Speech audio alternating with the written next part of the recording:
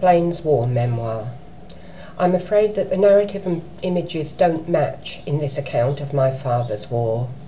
We have no pictures from the time of the Phoney War, so-called, before Dunkirk. However, this account was written for the family in early 2002, when my father was 83 years old. He was born 14th August 1918. His account. Number 7266456, Private J. Blane, later Lance Corporal, Royal Army Medical Corps, Number 3, BR, Casualty Clearing Station. I entered military service at Crookham Barracks, 15th September 1939. After 3 months training, I had embarkation leave for 1 week at Christmas. Having embarked for France on a bitterly cold New Year's Eve, I was sent to Number 3 Casualty Clearing Station, 3 CCS at Mondicow, and I remained with that unit throughout the war. It was very cold, with deep snow. I read last year, 2001, that 1940 was the coldest winter since 1815. Along with my comrades, I only had a stretcher to sleep on and 2 blankets in a cold old house with no heating. For 2 months I went to bed with all my clothes on, including my greatcoat and gas cape. When the so-called Phoney War ended and Germany invaded, we gradually made our way to the coast. We had some dodgy times on the way, including evacuating a clearly marked ambulance train of severely burned civilians from Rotterdam, whilst under attack from German planes. On 31st May, we were ordered to leave our billet for hopeful evacuation. My sergeant gave me a big pack of medical record books, then told me to set off to Dunkirk, and that on the way the others would help me. I set off through France and kept plodding along the sand. I did not see any more members of our unit, but finally saw a Royal Navy man. I asked him if there was any chance of getting off. He told me to stay where I was and wait, but that I could not take the pack.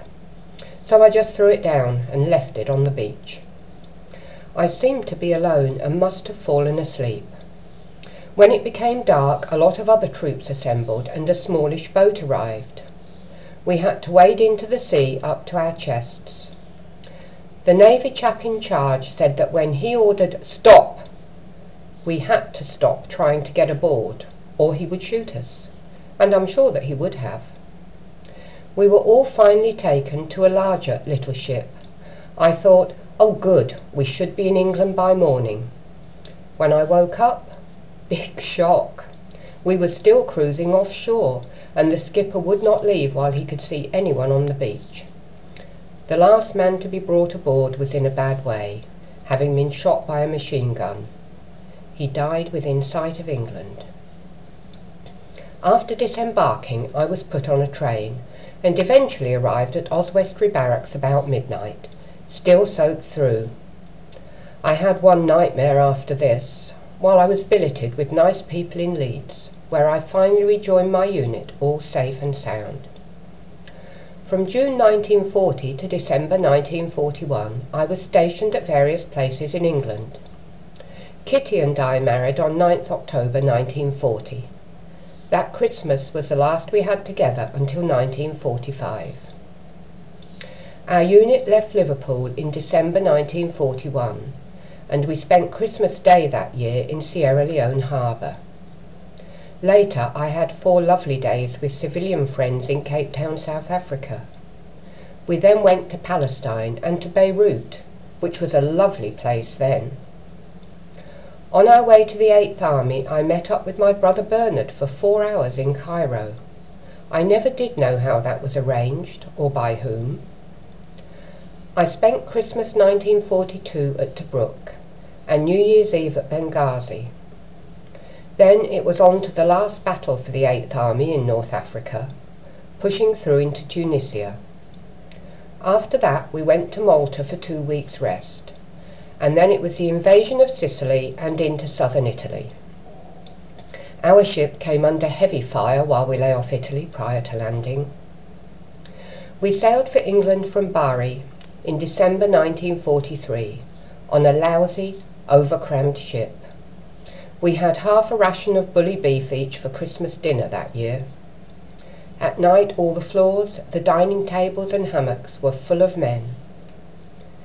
In January 1944 I arrived in England and was stationed at Cambridge. Hooray! I was allowed a sleeping out pass. Kitty came to Cambridge and we had a lovely time staying with my Aunt Alice. Our first daughter, Jean, was born in October that year. On D-Day, 6th June, we sailed in convoy down the Thames. Once off Dover we could see and hear the big German guns in Calais firing across the channel. They hit the ship directly ahead of us, setting it on fire. It was terrible to see. How lucky we were to escape unharmed. We lay off the French coast until D+2. Then we landed on Gold Beach with 30 Corps and set up our casualty clearing station. We were very busy and it was very noisy from the gunfire. I slept in a ditch. The Germans shelled us one night and 2 nursing sisters were injured. The army moved us to a safer area the next day. On we went to Brussels and then to Eindhoven. Next it was Nijmegen, where the road back, our supply road, was cut off by the Germans for 4 days. We took casualties from the battle for Arnhem. 6 operating theatres were working, 3 on day shift and 3 on night shift. I did not leave the hospital building for 2 weeks. After 2 months there, we were relieved by the Canadians. Christmas Day 1944 was spent somewhere in Belgium. Then for us it was on to the Ardennes and the Battle of the Bulge to help the Americans, who suffered heavy losses. There was deep snow, and again it was bitterly, bitterly cold. We were back to Nijmegen for the battle for the Rhine. 25-pounder guns fired over the hospital all day. The forest flooded too, and all casualties and equipment, and us, were wet through. I had a short home leave in March, to see Kitty and meet my new daughter for the first time. Then it was back to my unit. We made our way into Germany where, after being in various places, we ended up just outside Hanover. December 1945 and back in England. I had 4 weeks demob leave, so Christmas 1945 I was home at last. I was demobbed in February 1946. I signed up for 6 months national service and ended up doing 6.5 years. There were good times and bad times, but there were always good friends. Jack Blane, 3rd of March 2002. Postscript. What my father does not include in this understated account are the horrors he experienced during his war. These strongly affect him even now, and when he speaks of them, which he still does only sparingly, it is with great feeling. He won't listen to war stories, or even a service of remembrance. They hold too many memories, and bring too much emotion to him. There were also more ordinary trials. On board ship he had to wear army serge for days on end, leading to the skin on his inner thighs being rubbed raw and becoming infected. He still carries the scars. And a few more examples. Being unable to bathe or shower for long periods of time, sandfly fever, burning hot desert in the day, freezing at night, which meant icy shaving water in the morning and shaving was mandatory. He was hospitalized with bronchitis in Germany. War is not all battles. I and all our family are very proud of him.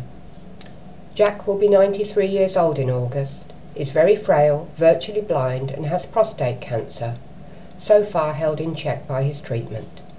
Along with his darling Kitty, he now lives in a care home in Bedford. Written 15th May 2011.